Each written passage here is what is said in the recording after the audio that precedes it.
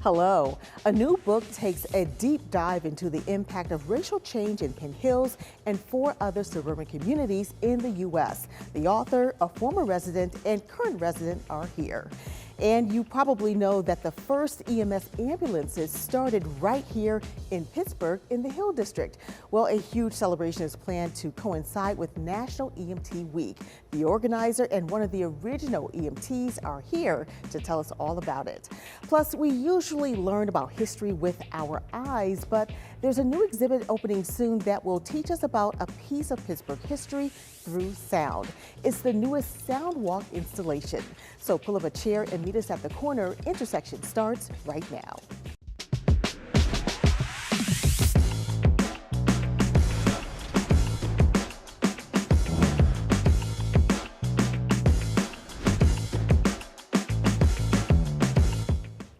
Hello, I'm Lisa Smith, Director of Community Impact at KDKA Plus and the host of Intersections.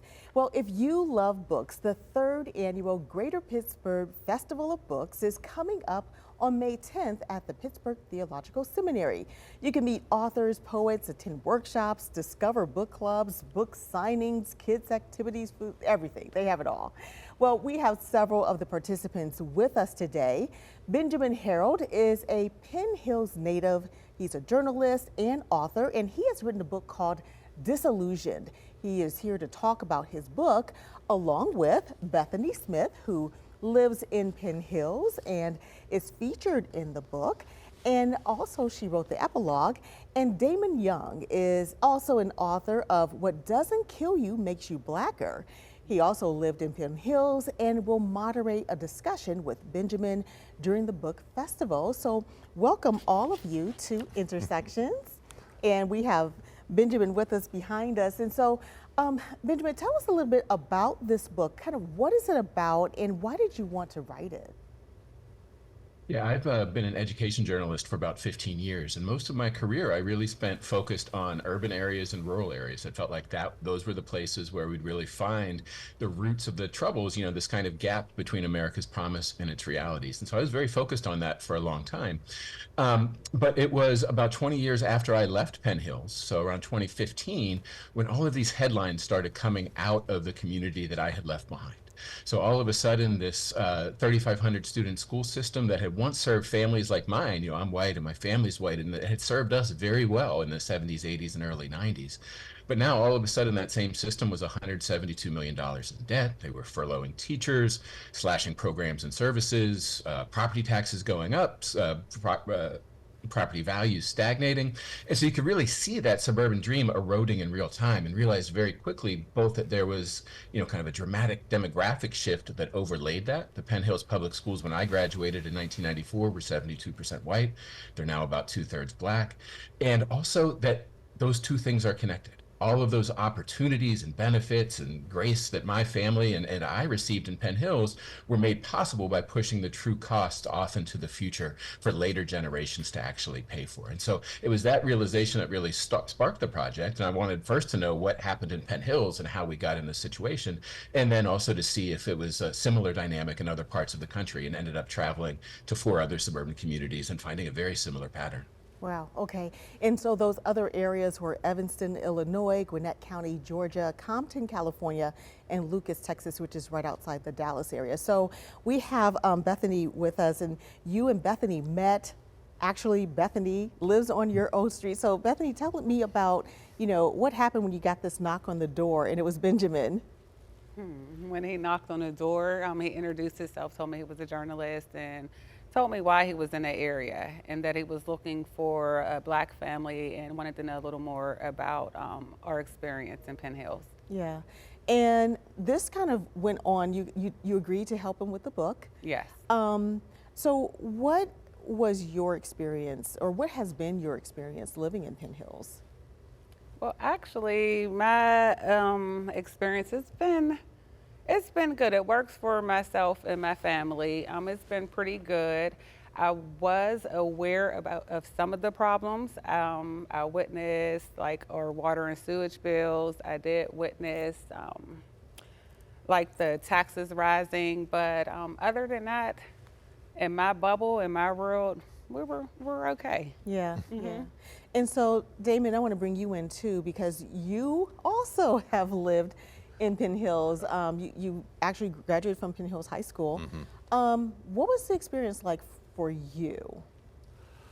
Now, my parents moved to Penn Hills when the summer after my sophomore year of high school. So 15, 16, teenager, I'm at Penn Hills, I'm in Penn Hills. And one thing, and this is a thing that actually Ben articulates in the book and something that I felt, it just felt very odd being in a neighborhood where there were no sidewalks.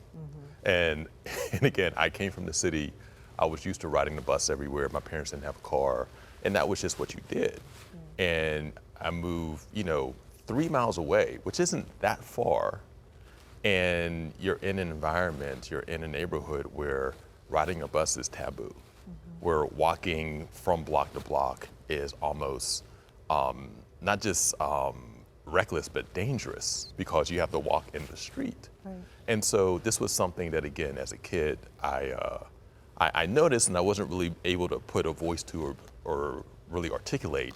And it wasn't until like years later that it dawned on me. It's like, oh, there are no sidewalks Yeah. in this neighborhood. Yeah. And one of the great things about Ben's book and other work that has studied suburbs and Penn Hills specifically is it goes into just the thinking and the intentionality behind the construction, the engineering. And these neighborhoods were constructed in a way to keep a certain type of person out of them, right? And so a family like mine, which didn't have a car, had to rely on a bus, it's a sort of neighborhood where it was built in a way to be unwelcoming for people like us. Yeah. And I didn't feel any sort of racial, because again, when we talk about these class type of conversations, particularly in Pittsburgh, there's always like this racial component. And I'm sure that there was one and there is one with the construction, but in terms of just my experience, it was going from a more working class or lower middle class neighborhood to a middle class neighborhood, but the middle class neighborhood was middle class blacks. And again, that was just something that, again, as a teen, it just took a while to just get used to get my footing because it was the equilibrium shifting sort of experience. Yeah. So Benjamin, tell me a little bit about, were you finding these similarities in these different communities that you visited as you were writing this book? Yeah, part of what I realized once I started digging in and doing the research is that this pattern I describe across suburbia, where you have, kind of describe it as a racialized Ponzi scheme, where essentially you have communities that are built up, designed intentionally to be racially and economically exclusive, provide a very generous social contract to those first couple generations of families who are primarily white, upper middle class, or your middle class or upper class, have young children that they're trying to, give a foothold into the future. The communities are built for them and work very well for them for a couple generations.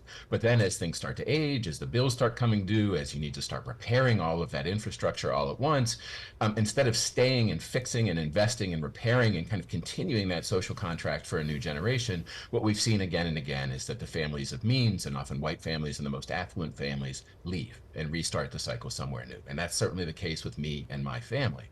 And so part of why I think it's so hard for us to see that and recognize that pattern is because it really, it unfolds across generations and it really ripples across whole metropolitan areas. So if you just take a snapshot of a single place at a single point in time, you don't really see the full arc. And so the 5 communities featured in the book really trace that arc from beginning to end. So Penn Hills, it was built up in the 50s and 60s. It's now, 60, 70 years old, and it's starting to go through a cycle of decline that older suburban communities like Compton have already been through. And there are newer suburban communities like Gwinnett County or Lucas, Texas, where you see them making some of the same mistakes or some of the same short-sighted calculations about let's just get everything we can here now, extract as many resources as we can now and not worry about the future. We see that pattern being started in newer suburbs as well. And so it was that was one of the most eye-opening things for me, was to realize this is not just Penn Hills and not even just Western Pennsylvania. It's pervasive all across post-war suburbia. Well, this is such a great conversation. We have completely run out of time, which I knew that was going to happen. But thank you all so much for being with us. Again, the book is called Disillusioned, and you can catch this whole panel at the upcoming Festival of Books. It is going to be at the Pittsburgh Theological Seminary on Saturday, May 11th. It is free, and you can register online, and we will have much more on our website as well. Thank you all so much for this conversation and for being with us today. We appreciate it. Thank you. Yes, thank All right. you. Thank you. Thank you. Well, coming up, there is a big celebration coming up for some of the original Freedom House EMTs. Intersections. We'll be right back.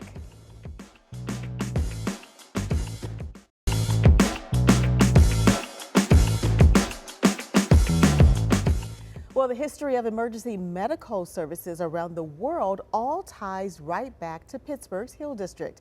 It formed out of necessity more than 50 years ago, and EMTs have been working to save lives ever since. So on May 15th, a citywide celebration is planned for Freedom House at the Frankie Pace Park.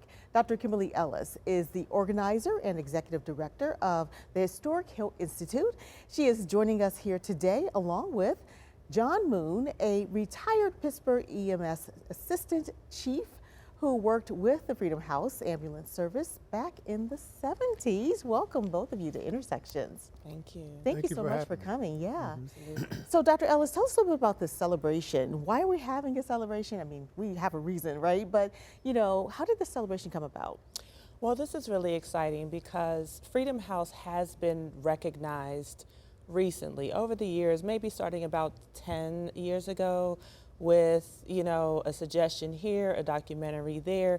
There's been sprinkles, as, you know, John Moon will likely tell you, but there has never been a celebration and a way to honor Freedom House by their own peers and by the community from which they were born. And that is what's happening on May 15th. And they are going to be honored and recognized for their contributions that were innovative and first in the United States by the federal government, the state government, and the city government.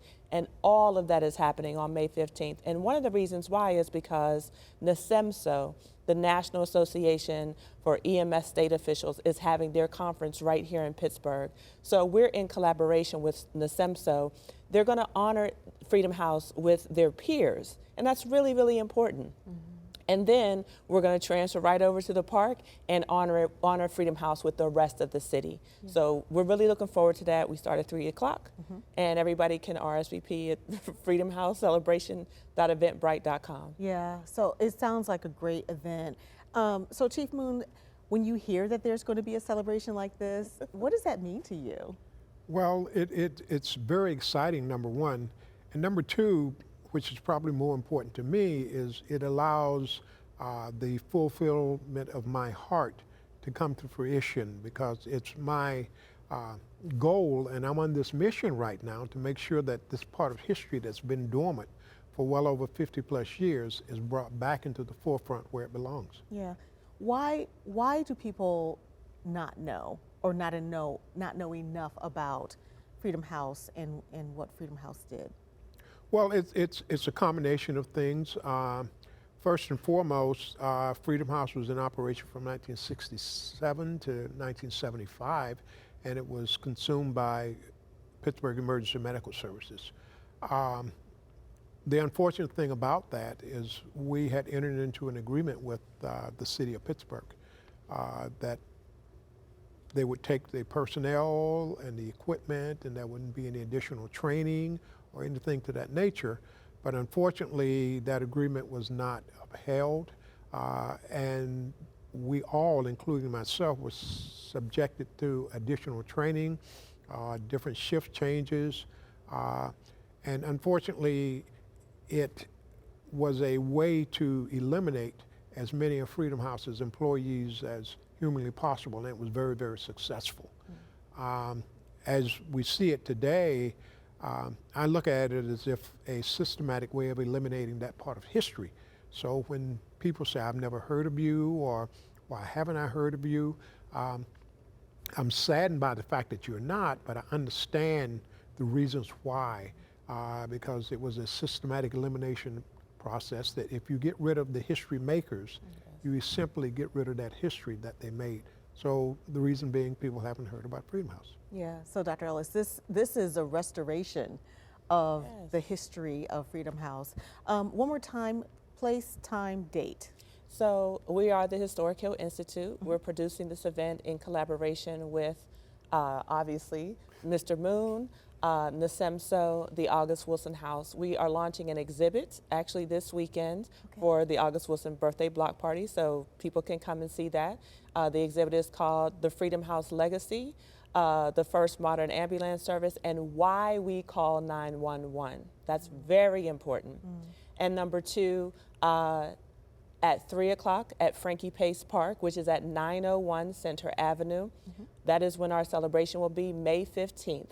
And the Historic Hill Institute, we are the history organization for the neighborhood. We preserve and we protect the community. We have a full digital history project, oral history project. We're honoring Freedom House. This is national, local, state news. So congratulations, KDKA and Lisa, for covering this story. It's so important. Well, thank you both so much for coming and telling us about this, and we'll definitely try to make sure that we're there too. All right? Okay. Thank you Thank so you much. so much. Thank All right. you. Well, coming up, more on Frankie Pace Park, where a new sound is telling the history there. Intersections. We'll be right back.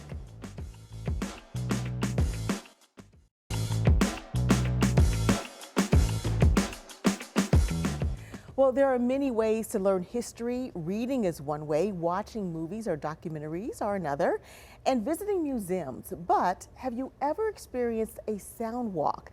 Dr. Nicole Vilkner knows all about it. She is an assistant professor of music history at Duquesne University, and she is working on her second sound walk in the area at Frankie Pace Park. Also with us remaining is Dr. Kimberly Ellis, who is the originator of Frankie Pace Park. Thank you both for coming, and welcome to Intersections. Thank you Thank for having you. us Yes. again. So Dr. Vilkner, explain what a sound walk is.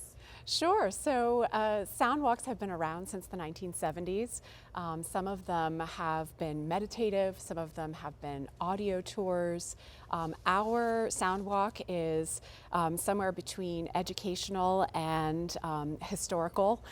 So what we did for this particular sound walk in the Hill is we're looking at everyday sounds from 1930 to 1960 in the Hill District. And usually, like you said, when we explore museums or historical sites, usually we're told to pay attention to visual things like photographs or artifacts, and sound tends to be underemphasized. So we made sound, the everyday sounds of life, the centerpiece of this exhibit, to think about how sounds can reflect community values, how they can reflect our habits of everyday life, power structures, all of that at a particular place in time and particular location. Yeah. So Dr. Ellis, how did you guys kind of come together, to make this happen? Well, it's interesting because, one, I'm the founding executive director of the Historic Hill Institute. We are the history organization for the Hill District, and I'm also August Wilson's niece and an expert on his works. I can't stress that enough, because just being related to August Wilson does not mean that you know his works. And I've been working with Duquesne University actually for a really long time. So because of the work that I did on the Frankie Pace Park and our previous oral history project, the Charles and Frankie Pace tribute, gospel tribute, Yes. with Christopher Lynch of the University of Pittsburgh, I know Nicole reached out to him and he said, oh yeah, you should definitely work with Dr. Ellis. And so she contacted me, we met up, and I've had a great time. I gave a lecture to her students. I've had a wonderful time consulting with her about kind of what works, some of the sounds, and this is student-led, but faculty inputted. Sure, yeah. Yeah. And so just kind of helping to guide the students and kind of reminding them of like what to listen for, what to listen to, and how to give proper context so that it works. And I'm really excited for Sound Walk, because Sound Walk is going to be in place when we have the Freedom House celebration. And the great part is that even Frankie Pace having a park named after her, that is historic. That is only a year and a half old. So what's really happening? We're making history on top of history on top of history, and I love it. It can't be better. I think everybody should definitely check out the historichill.com website. I think that would be fantastic, and I look forward to seeing what her students do for the Sound Walk. Yeah, so we have a couple minutes left, but what was the reaction from the students as they were working on this project? Yeah, so this has been quite a journey for them. They were so excited when Dr. Ellis came and shared the history and the context through the lens of August Wilson's plays, and we were able to do some close analysis. We went on a tour with Terry Baltimore, who has a long history with the Hill House Association, so they got a sense of the geography and the data activity in the Hill District now. And so this has been really a journey for them as they've been able to work with experts like Dr. Ellis and with folks that can share their experiences. And so students are excited. We're excited. And unveiling date is May 4th? May 4th. It will go live. Folks can experience the Sound Walk right in the park. There'll be signs out, you'll see them. And if it's a rainy day, you can go online to hilldistrictsoundwalk.com. All right, well, sounds great. And I look forward to seeing it as well. And I look forward to everybody seeing it on the 15th as well. Absolutely, All right. very excited. Well, thank you both so much for joining us. We appreciate it. Thank you. Thank you so much. All right. And I'll have my last word when we come back.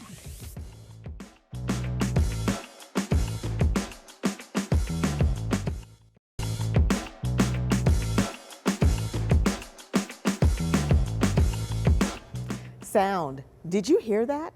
Hearing gives context to what we see, feel, taste, and smell. But many times we're so busy that we tune out the sounds. For example, the alarm goes off in the morning, you're rushing to get out of bed, but miss the sound of birds chirping or rain bouncing off the windows. While preparing this segment, I noticed different sounds like car horns outside, fireworks from the ballpark, my fingers tapping on the keyboard. But as we heard today, sound gives historical context. The sounds of history can be a portal. With sound, your mind adds visualization to what you're hearing, and it's as if you're there. An old record, a recorded speech, the sounds of old equipment. Sometimes we just need a quiet space so that we can hear. Thanks for watching. We'll see you next time on Intersections.